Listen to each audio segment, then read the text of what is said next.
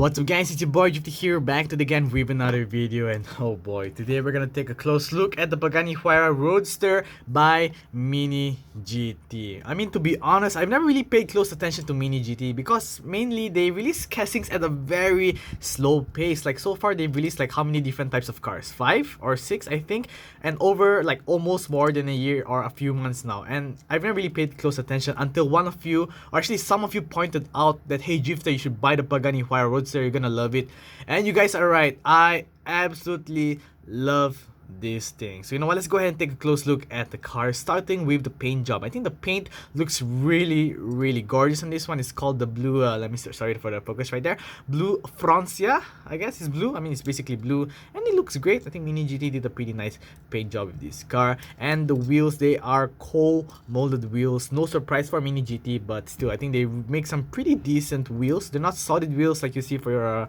basic cars, but they are co-molded, so you can kind of see through the wheel, which is pretty nice. Look at that, you can see my finger behind the wheel. And of course, even though they're co-molded and it's nice details, it rolls well.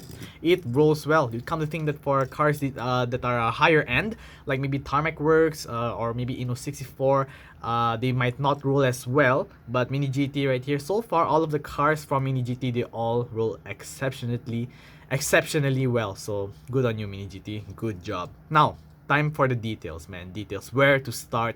Let's start with the interior, man. Look at that, guys. Look at that. Driver's seat, passenger seat. They are both different pieces and are painted in this sort of this imitation of beige color. And I love how they are bucket seats because it's a race car, you know, to hold the person in place while it's turning left and right.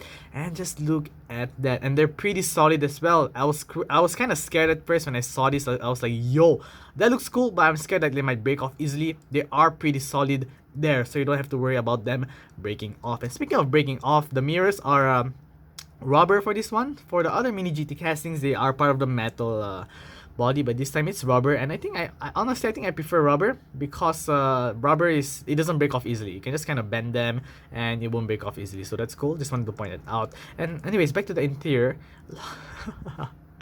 Guys, look at that. I know, I mean, you might think like, what, it looks okay, but guys, may I remind you that this is a 1/64 car.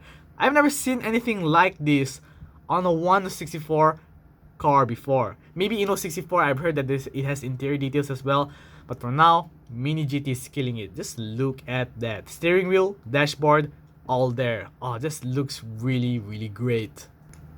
Not only is the interior great, but look at this fine detail right here where I'm assuming is where the engine is. I mean, of course, I mean, not assuming, this is where the engine is, but I'm not quite sure what that is. Is that the transmission? Guys, Drifter is a scrub again, but whatever that is, Mini GT thought that, hey, you know what, we're gonna include this. Instead of just putting a black metal piece here to cover it up, instead they put a plastic part here that is transparent, so you can kind of see what's inside underneath the rear part or the hood of the car. Not hood, sorry, the whatever, you get the idea. Really nice touch by Mini GT. Phenomenal job, man, phenomenal job. Like, just look at this top view of this car. You might come to think that this might be from a 1/32 maybe, but no, this is a 1/64 car right here. So some other details I just want to point out are the rear light tempos, the rear exhaust pipes right here, the wire badge, and the diffusers are all there. And heading to the front, I would point out that the front looks weird. Like the headlights, they're not detailed, they're just plain silver. I think it would have been cool if they were a plastic part, or at least have some black detail around the curvature around the headlights, because they're just plain silver. It looks like the what you call it, the ring, the ghost. It looks like a ghost without any eyeballs, but it's not a big deal. I mean, the headlights is just a small thing because Mini GT concentrated on the other parts of the car, the interior, the engine right there, even the rear looks great. Awesome job, and I can't wait to see what other colors this will appear in other than the blue Francia. But anyways, really good job, Mini GT. Now that you released this car, I'm gonna pay more attention to you. Really cool. So what do you guys think of this Pagani Huayra Roadster? I've been drooling over this car for the past 5 minutes, but I hope I've conveyed my message well. This car is phenomenal. But what do you guys think? Tell me in the comments below.